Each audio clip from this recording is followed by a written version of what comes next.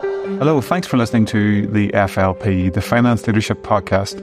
It's your fortnightly focus on the latest information and news about the Finance Leadership Programme pathway to your CGMA qualification. It's produced by AICPA and CIMA, together as the Association of International Certified Professional Accountants. You can find out more at aicpa.org. This time I'm joined by my colleague, Kyle Hannan. It's a pleasure to welcome a familiar voice. I know, of course, the answer to this already. What brings you to the FLP studio this time? Thanks, Kevin. Well, because I'm part of the association's global multimedia team, I work with a lot of other colleagues in webinars and making videos and at conferences and stuff like that. So I'm lucky enough to meet other teams who work directly with some remarkable and influential finance professionals at the highest levels. And I often help them record and edit some really interesting and often quite inspiring video conversations with these finance leaders. So occasionally, when some of my colleagues ask me if I knew of any other professional communities who'd be interested in hearing these conversations rather than just watching them, I immediately thought of you and the Finance Leadership Podcast. So it's really nice to be back behind the microphone here. This is exactly the type of interviews that we're very keen to cover on this podcast. These types of conversations with leading CGMA designation holders, which of course is key to people learning and understanding the benefits of both the Finance Leadership Programme and also the actual designation, the CGMA. Do you know what really caught my attention listening to these interviews when we were going through them is the fact that many of these conversations were with people who I've actually met in real life, and many of whom I've also worked with either virtually or in person. So even though, as you know, I'm a media professional rather than an accountant, because here at the association, we're a tremendous collection of people with all sorts of skills. I still found these conversations to be a really good listen. Now, I know that I've shared some of them with you already, so I'm sure you'll agree that they are really worth hearing. They are, and this is exactly the kind of conversation we'll be having from time to time on the podcast. So I think it's really important to hear from finance leaders and professionals who have taken and completed the CGMA qualification and then went on to do great things, build organisation, build things, learn a lot and make major achievements in their career. So those are the kind of goals shared by everyone undertaking the Finance Leadership Programme itself. So these are really inspiring examples to share, Kyle. So it's important that we continue to do this so people can see the art of the possibility. Why did our colleagues pick this particular group of conversations to share with us? For a start, they picked clips from original conversations which were first recorded in webinars or in conference presentations that they'd been part of. So it was really just a selection of interesting and relevant conversations. But what they then did was pick short snippets from those conversations. And another point is that they're all conversations with women who are leading in the finance field. And to make it easy for someone like me, who is, I already admitted, I'm not a qualified finance professional, to make it easy for me to understand what to listen out for, our colleagues gave me some really good pointers, which helped me understand and highlight the main takeaways from these conversations. So what were those takeaways from those conversations? It was really about how these careers go way beyond just the spreadsheets, which is something we've touched on in podcasts right across the association. Finance transformation is very much a currency of a fast-changing and dynamic industry, but it's nice to hear other people talk about it, especially from these perspectives. And I know you work with the FLP community, people coming in at the start of their journey, and that really is what your FLP community is all about, isn't it? Oh, absolutely. It's such an important message to get across, particularly to people considering a career in accounting as simply not just about financial statements and accounting standards. There's so much more in a career as an accountant these days, and particularly in the management accounting field.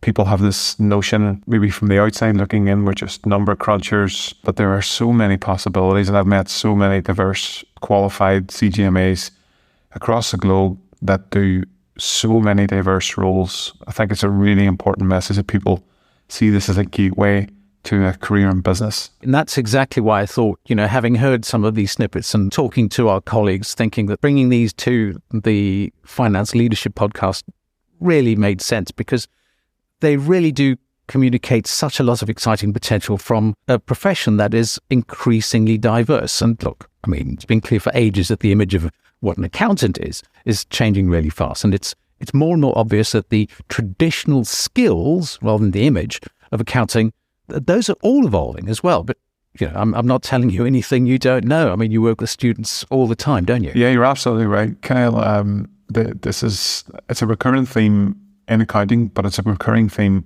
across many, many careers in all disciplines. Everyone has had to adapt and leverage digital skills as a key skill set within their career. But the CGMA designation opened up so much potential, because when you qualify as a CGMA, you're effectively gaining skills across a broad range of business, including accounting.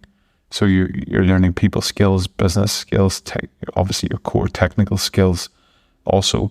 But it's obviously the technology skills that are key to a modern accountant. That is so important, because it is really the hub. And graphically, we represent that in our competency framework. Completely. And it's the technology that I thought was really what drove the choice of the first clip that I decided to share today, because I thought we'd kick off with a clip from someone I met a few years ago while she was actually visiting our London office. This is someone who spent years in tech. She is Kimberly Ellison-Taylor. She's a certified public accountant. She's a management accountant who's achieved the Chartered Global Management Accountant, or CGMA designation, and she's now the CEO of a company she founded. Here is Kimberly talking about the value of creating one's own path. I don't know if I actually aspire to be a leader, but I know I wanted to create my own path forward. And in creating my own path forward, that meant motivating and inspiring other people to believe in me. And those are the very key characteristics of leadership. And so I've been delighted to have people pour into me. And I know that as a leader, it is my responsibility to pour into others. So there, Kevin, you can hear how Kimberly pinpoints the strong leadership that drives anyone's ability to motivate and inspire other people, and about how important it is for one to create their own path. And also, when you're doing so, you encourage others to believe in them while they are creating their own path. Yeah, I agree. It takes a bit of confidence to forge your own path. That's very true. But it's hardly impossible. The interesting thing is, you yourself, when you deal with FLP studies beginning this journey, they may not be as confident as someone who is already at this CEO level. Confidence is important. And talking of which, confidence is something that in this next clip we hear more of. This is from Serena Malkani. She's an ACMA and a CGMA. And she talks about being in a position of leadership and about the importance of feeling confident and not holding yourself back. Let's hear from Serena. So thinking about your position in leadership, I'll ask Serena this question first. Have you faced any challenges being a woman in a position of leadership? That's a really interesting question. Honestly, I would say yes, but not to the point where I'd say it's hindered my career. So I'll explain a little bit. I think, look, diversity in the workplace is becoming more and more of a talked about topic, which is great.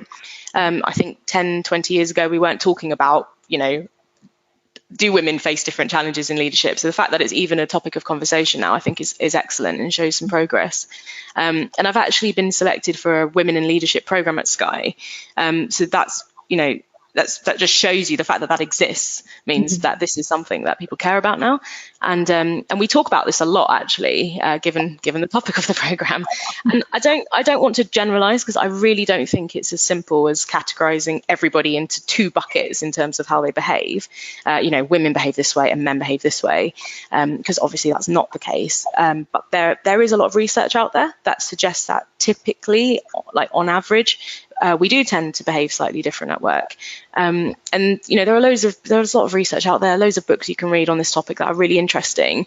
And the general findings sort of lean towards men tend to not sort of not hesitate to ask for things, not hesitate to throw themselves into situations where they may not be, fully qualified or know everything, but they back themselves a little bit more and go, yeah, I can do about half of that. Put me on it. I'll do that job. Whereas typically women tend to sort of hold back slightly and almost, I know 90%, but I don't know 10%. So maybe I won't put my hand up. But, and I am generalizing massively here, but that is kind of where the research lands. And I think, I reflect on that because I always think of myself as someone as a really confident person. I know always put my hand up for stuff, and I never would even think about there being an issue of being a woman in a leadership position. But when I really reflect on that, I do see that in the way I approach stuff. I'm my least confident when I don't fully know everything that's going on, or I've been put in a position where I don't know all of the background, and actually I'm not the expert in the room, but I've had to learn to do that, and actually why not back myself and focus on the stuff that I do know. So I think it's something to be aware of, and I think that it's not something that's hindered me in my career at all. But if you look at the characters around the business that I work in, I can see a difference between men in leadership positions and women in leadership positions. And I think you just have to be aware of actually, why are you hesitating? And it may be because of your gender, it may not, right? But just kind of, just back yourself a little bit, make yourself seen, make yourself heard. But stay true to yourself, and that's what I try to do. I almost try to challenge myself on any hesitations now, and just but remain true to myself. I never act in a way that's not authentic. And then the other thing that I would just say, and this again, you talk about cliches, something that's really important in business and actually becoming a leader and just generally progressing, it's about building relationships and a network. And by that, I don't mean, going to networking drinks and just, people have seen your face. Like, that's not what I mean. I mean, it's, really building a relationship with every person that you work with and, come into contact with at work, so that you have a network of people you can call on. Maybe opportunities will come up and they'll think of you, or, whatever it may be. And I think there is a little bit of cliche of, men bonding over sports, and I'll be in a meeting with a load of senior guys and they'll all be talking about what happened at the rugby on the weekend. And, I didn't watch the rugby, but I went to watch Toy Story 4 on the weekend, but no one wants to talk about that. Do you know what I mean? There are some cliche situations where I do feel a little bit like on the back foot. I'm like, oh God, I don't have anything to add to this. And there is a little bit of that happens at work. But it's just about having the confidence to kind of go like, right, I'm going to bring this conversation back to something that we can all contribute to.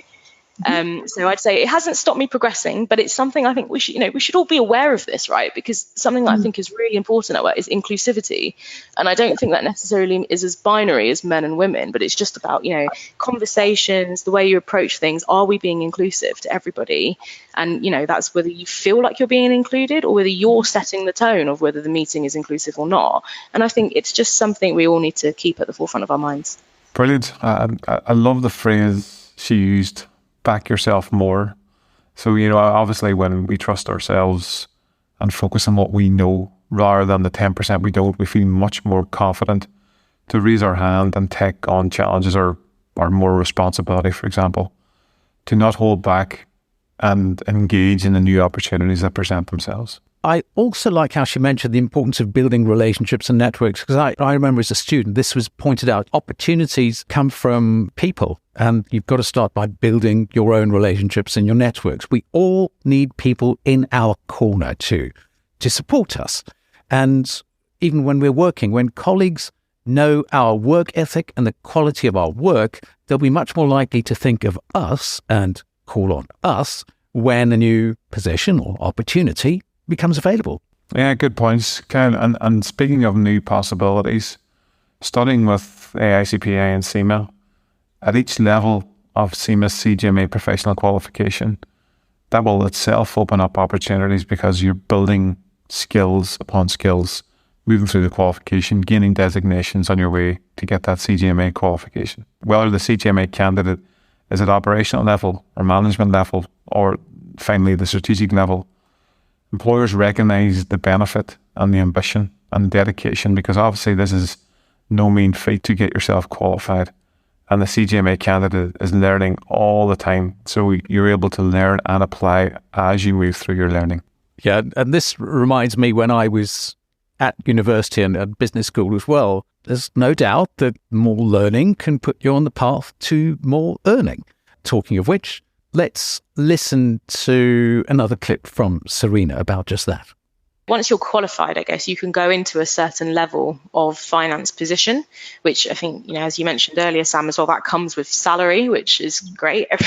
Everyone's going to want to get paid more. So I guess, it gets you into sort of a certain established level of finance role. And that's what I like about the qualification. It's, it's almost like a currency that everyone understands. Like, okay, right, I've got the CGMA qualification, she's just qualified. I know exactly what level she is, what that benchmarks in terms of a finance role and salary.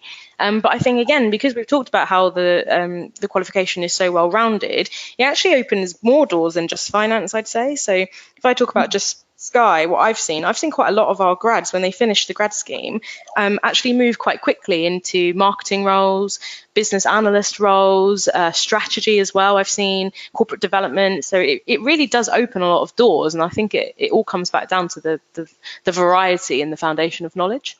That's great. It's good to hear that, because that's something that we're always saying when we speak to students at universities, that there are a plethora of different job roles out there that you can go into. So it's nice to hear real life from you, Serena, that this does happen. Honestly, happens a lot.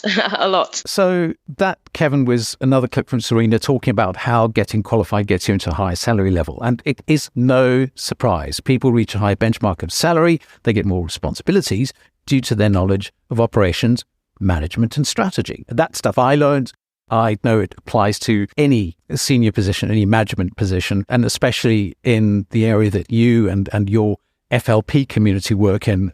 All of that is as true there as it is anywhere else in business. Yeah, and we can see that management accountants can secure a variety of positions in business and industry, in marketing, business development, data analytics, IT, just to name a few. I know so many CGMA holders that maybe haven't really looked at an IFRS accounting standard, for example, in years, but apply that direct knowledge and know-how that they have in finance to solving problems in many areas of organizations. Obviously, the CGMA designation really spotlights expertise in management accounting, but it really helps the holder move through a variety of career opportunities. Now you've also got part of the conversation with Fiona Deering. Tell us something about her. Yes. If you know geography, only because this is such a small country. Fiona is almost local. She's an ACMA, she's a CGMA designation holder. She's a senior lecturer at Manchester Metropolitan University in the north of England, well, the Midlands actually. She talks about how achieving the CGMA designation is not just about the numbers, it's about everything else that comes with it. That's exactly what I did. When I heard years ago from my colleague Diane about what CIMA could do for you in business and in industry, it really sort of resonated with me. I thought it's not just about the numbers. Yes, they're important. Exactly. And it's everything else that comes with it. And I study CIMA now because it helps me do this role, and fantastic. What about yourself, Fiona? Yeah, I just say do it. I mean, it's never, everybody I've spoken to who's CIMA qualified have all had different but similar experiences, if that makes sense, because they've all from slightly different backgrounds, but they've really enjoyed learning the qualification and all the skills that comes with that and the additional support that comes with that. So I would have no hesitations. I think it's a great all-rounded now global accounting qualification, and I think they're really up to date with the research and development of the changing technologies. Having worked with them, CIMA recently on that, I think that there's a lot of research gone into keeping it a really, really current and relevant qualification. So no hesitations at all. There you go, Fiona Deering. Kevin, you can hear that she is very clear in that clip about the CGMA designation. She says it's pretty much the same thing as I hear you saying on this podcast. A great, well-rounded, global accounting qualification. Yeah, it prepares the CGMA designation holder for a career and the in-demand accounting profession of management accounting. I mean, you just have to look around at job boards, and the number of unfilled positions for management accountants is huge. So it does offer a wide career possibility for many students. But you will gain leadership skills, technical skills, business skills and digital skills, to name a few, which are really core for a career in business and finance. That is something I hear repeated all the time. Digital transformation. automation, absolutely hot button topics in the accounting profession. And as you say, they lead to more opportunities for accountants to serve as something I've often heard people talk about as more than just number crunchers, but trust advisors. And this is something that Fiona touches on in this next clip. She talks a little bit about automation and how it's becoming a much more integral part of management accounting. Let's hear Fiona talking about automation in accountancy. Do you see automation becoming more integral part of management accounting in the near future? Now, I'm going to put this to Fiona first of all, because I know that you were in Dubai not long ago on a panel talking about man versus machine. So you might sort of have some interesting input into this question, Fiona.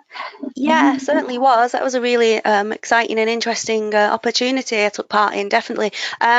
It's interesting that there's a huge buzz around automation now. I mean, there's articles every other day about artificial intelligence and automation and how, about 47% of jobs are going to be exposed to changes due to automation. So it definitely is. I mean, there's no question that the answer is yes, it is definitely becoming a more integral part of management accounting.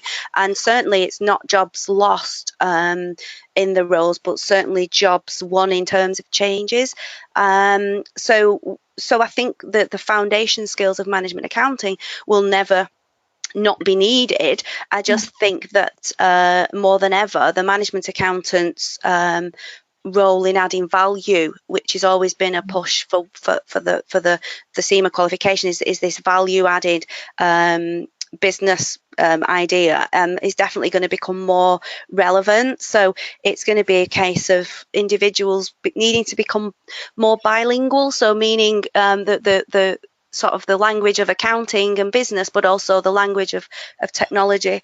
And I just don't think that whilst obviously change brings with it anxiety and sort of creates scaremongering, I just think that the role of the management accountant will still definitely be needed for the more emotional skills, the decision making, the cognitive level skills. So I was talking to somebody out there who manages a large operation, a manufacturing operation out there, and whilst efficiencies are definitely a win-win from automation, the idea is that you're still going to need that human cognitive side to decision making. So it's an integral part, but it is going to change. But management accounting is just going to become stronger. Interesting points from Fiona there. While automation is great, there's more to it than just technology. So management accountants know how to analyze data, see the value in data, prepare those reports, and communicate the data clearly across the organization. What does it mean? What value does it bring to the organization, etc.? So the role of the management accounting has become more and more relevant. And as businesses collect more and more data on a massive number of events, for example, customers, it becomes even more important to really hone the business based on what the data tells them. I've heard the expression, the human side of numbers. And I think it's interesting how Fiona talks about being bilingual in the language of accounting and also in the language of technology. And as we know, many of the people you work with, Gen Z and people coming into the work market, perhaps as students, they are already more than fluent in the language of technology, almost as good as we are, Kevin. Probably a lot better, actually. Well, speak for yourself. I thought it's a good opportunity to hear more about the importance of accounting and how finance professionals are keeping up with the digital side of accounting. And this is a clip from a conversation with Adam Locke, who's an FCMA CGMA, talking about keeping up in the digital space. How important is it that management accountants, but not only management accountants, finance professionals keep up to date with the changing financial landscape, particularly in the digital space? It's totally imperative. I won't go as far as quoting the PM to say it's a do or die situation at the moment. It's definitely one of the skill sets which is changing the future of finance at the moment. different core skills are now being examined and put forward in the workplace. So what you see 10 years ago when I started, so if you look at the transactional base, you have income in technology. So the future of finance is impacted by technology. Every industry is going to be impacted by technology. So a lot of automation is going to be in place. So where I see the importance is keeping up with what is the appetite for cloud. Cloud is going to be prevalent going in the future. And what I see is before, in terms of company performance, the value add, you had cash is king. That's one of the accountants' favorite terms. And then it became customer is king. But now what we're seeing is data is now king. And I think to your point earlier, Jason, is not only do we need to prepare these numbers, but we also have to explain what they mean. And how do you give the business value, the business advantage to understand these numbers? So data is a very important play into it.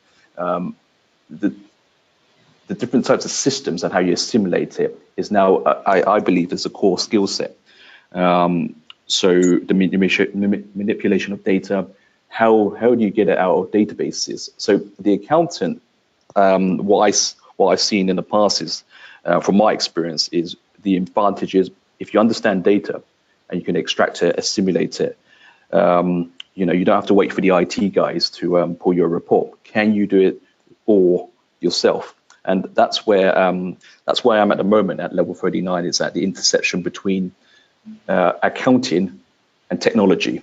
So now we're at that cliff edge. Interesting. I like how Adam says it's not do or die, but digital literacy is definitely one of the skill sets that's really needed now within the world of business and finance. It is, and every industry I know certainly has been and will continue to be affected by technology. We see that all around us all the time. And one of the other things I heard him say was the phrase data is king. And we know that in this world where information is everything, we hear that more and more. Data is king or queen, but data is certainly important, isn't it? Oh, absolutely. It used to be cash is king and then customer is king, but those kings got dethroned. Now data is king. I mean, the intersection and the blurring of the lines between accounting and technology has even got faster and more blurred than ever. And management accountants prepare the numbers, but then they actually must explain what these numbers mean. And I'm grateful they do. Helps people like me understand how to get through a more and more complex and fast-changing world. And someone who knows a lot about that is someone we heard from right at the start of our conversation. So let's get back to Kimberly Ellison-Taylor. When she was at university, she had an academic counsellor who encouraged her to study information systems. And here's what she had to say about that. And it was actually an admissions counselor that came over with a list of various disciplines and said, Kimberly, why don't you consider a few of these? And information systems was on that list. And I recognized that technology might become useful in the future. And little did I know that the combination of accounting and technology, I think, has been a major differentiator in my career, and it has helped me tremendously. Kimberly Ellison-Taylor again, pretty clear there, Kevin. Technology plus accounting equals game changer. Yeah, Kimberly got that advice a long time ago, but it's even more relevant today.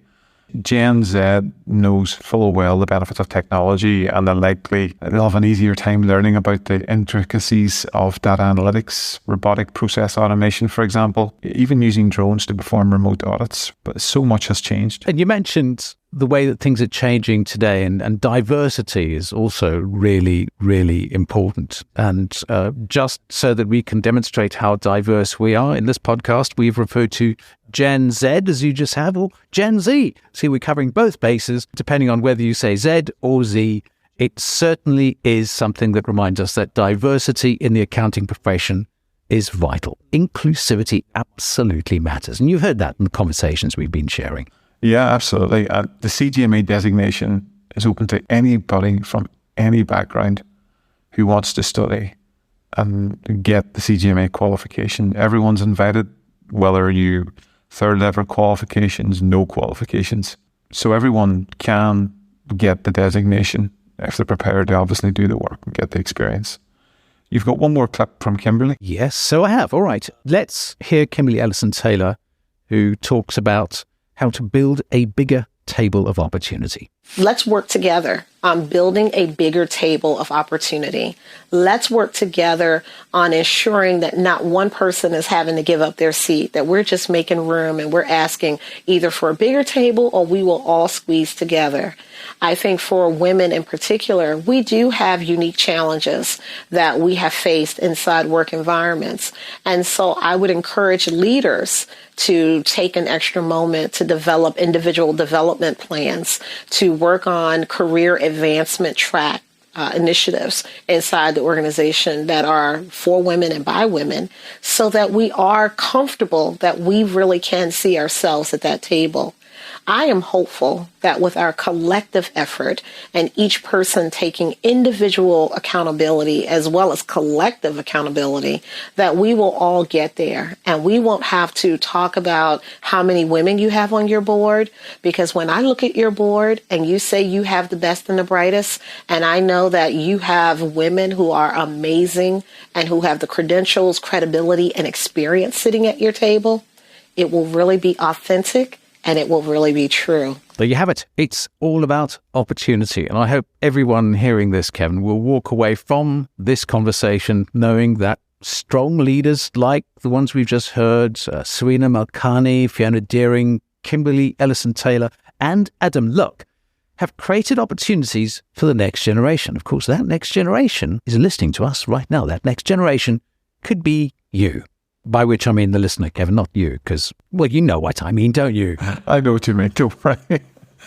Indeed, thanks, Kyle. Really appreciate you dropping in and walking us through that collection of finance leader insights. It's really good to hear from members of our community about how the CGMA designation has helped them.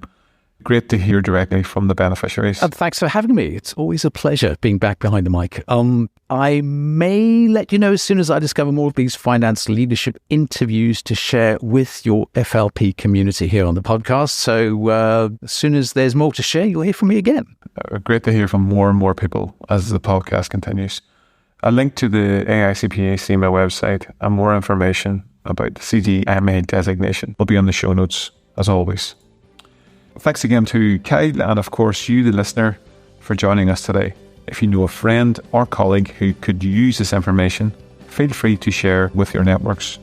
That's it for now. Keep an ear out for the next episode. From myself, Kevin, have a good day.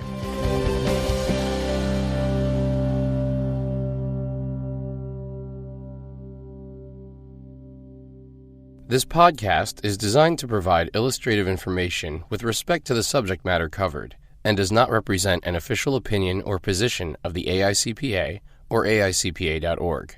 It is provided with the understanding that the AICPA and AICPA.org are not engaged in offering legal, accounting, or other professional service.